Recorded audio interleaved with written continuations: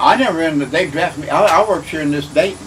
Huh. And back in 1941, and they drafted me out of this city, and they took me to Fort Knox, Kentucky over there, and left me there for about 2 weeks or 3. Fort Knox over there, as an army post there, and then they sent me to Camp Crowder, California, out there for 8 weeks training. From there, I went to New Orleans. Huh. Down at, you ever hear of Pontchartrain Beach? Yeah. That's what, there used to be an airfield out. It's all together. New Orleans is altogether different. Oh, we had a good time. We had an old cook there. He couldn't cook part butter, and we'd go in town and eat all the time. Didn't cost us nothing to eat back in the days. I know it. Yeah, we had a good time there on that. Crossed on St. Mary. 7 days crossing over to England. Boy, we landed in Scotland. From Scotland, they put us on the train, took us on into England. I was with a 926 Signal Battalion, but they was all split up, and I was in C Company, and we didn't know where half the other company was, so we made the invasion. See, C Company, I was in C Company, the 1st platoon, and my outfit of 21 guys was the first one hit the beachhead over there. Germany's back there was sitting over them screaming memes. But that's hitting the beach, you know. There was something that goes, and you never hear them hit over there, because we was about 2 miles in, I guess. And that's, boy, it was right over our head going into the beach. Huh. They call them the screaming memes. I tell you what, and next 2 or 3 days, we got so far in. There was 3 guys came up to us there, like, and they said that, well, they said, neck is sprechen Dutch. That's can you speak any German? Yep. Never don't speak Dutch to them. And so, you know what, they said, we speak English. And they told our big commander, sergeant there, and said, we want to give ourselves up. And he said, you know, you got to go back to the PW. And first thing you know, the captain come up here, he said, ain't but one guy taking you boys, they spoke good English. And we said, where do you learn that speak English at? They said, we had to come from Illinois, Chicago. They worked in the Chicago and had to go back to Germany. Huh. And they had all kinds of uniforms on. I think I got one of their caps in there yet, one of those German caps. Huh. And they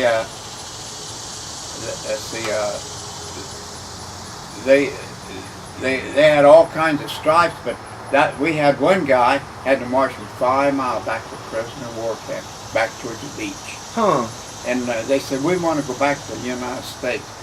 And he said, I don't think you'll ever get back to the United States.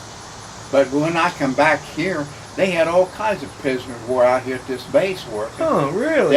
Nobody told you wound up with the 28th Infantry. Well, there was a big bunch. What are we doing? I said, now, were you mixed? I was in communications, and yeah, they give you a paper here. The Army, I met the captain would. He says, you got to go to this place here, maybe like a place up there, a place like. And what you do up, you lay out like you start to that place there, and you lay a line, telephone line, back to the CP.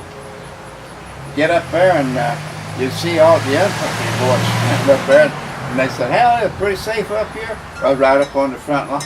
And yeah, it's all right, but that didn't mean nothing. And I went there one place, and there's a barn down there. I looked down, and I seen this barn. And you know what's sitting beside them barn? 2 of them big German Tiger tanks. Huh. Buddy, I wheeled that Jeep around, and I went back up there and told him, I said, hey, there are 2 big tanks sitting down there. Oh, they won't bother you. I said, I'm going now. I said, I'm getting back. I'm going back to the company. And so I went back to the company that night, and I had me a pup tent. I think I got part of it out there in the garage. Yeah. Huh. And I carried my bed with me too, and folding cots. Yep. I got one of them out there in the garage someplace. So you just fall off to sleep, you know, like that. So I woke up the next morning, and I was barefooted, and I got out like that, and I felt something soft there, and hairy. What do you think that was there? There was a dog. Well, we went across on them pontoon bridges. Yeah. After we got so far out on it, I was maybe back way across. Germans blowed it up. Huh. We had all of our. So you were trapped then? We could yeah. Oh, we've been surrounded 2 or 3 times. They'd come out and maybe a bit, but in some little towns we'd go into, we'd hook up on telephone now, and you know what was on the end of that? Germans. So you see that incline right there, over there, yeah. like that? Me and another guy was headed up a little road like this, narrower than this. We walked up there, and across this road is a big, what you call it, big, what do you call them when we hand you have along here? What do we have tore out here maybe? Them sage bushes or something? Well, we didn't go up that road. We come along there, and then there's four American soldiers laying there. Huh. I just thought they was asleep, and they're laying there like this, and I said, well, he was soldier. He said, boy, it's hell up here, ain't it? You know what? Them 4 guys is dead. He was with the 37th Infantry Division. That was at the Ohio Division. In 1941, after part, I think, he went and enlisted in that. He's in a year, and first thing you know, they had him over the South, 37th. And there's a big outfit, there's a big division, 37th Infantry. He said, Carl, you better come enlist with me and go down in the. I said, no, I don't want no part of that infantry. He was in the 37th Infantry Division. That was a rough division. They fought over Japan. Huh. In all them islands down there, you know. He used to name it to him. But he's more interested in the war over here in Europe than he was, down in there. He never talked much about that.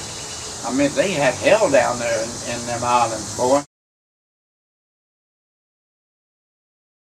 He stopped it. I don't know where he was coming from. He said, hey, I got a brother in that outfit.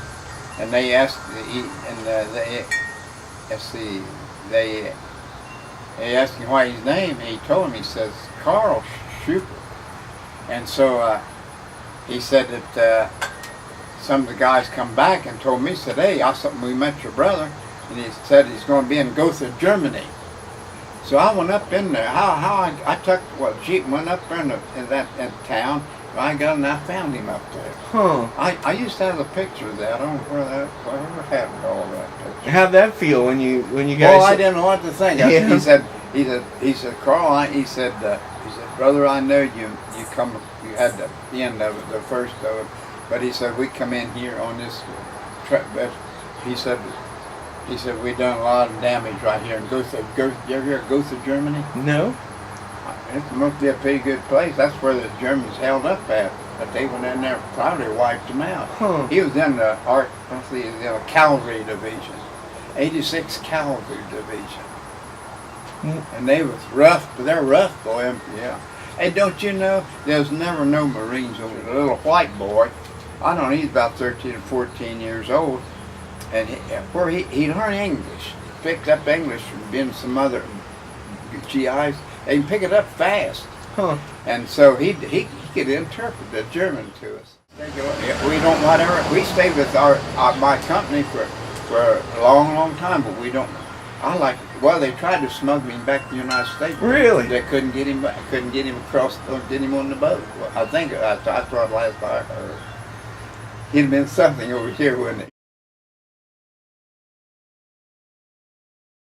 We helped to liberate it there in Weimar, Germany.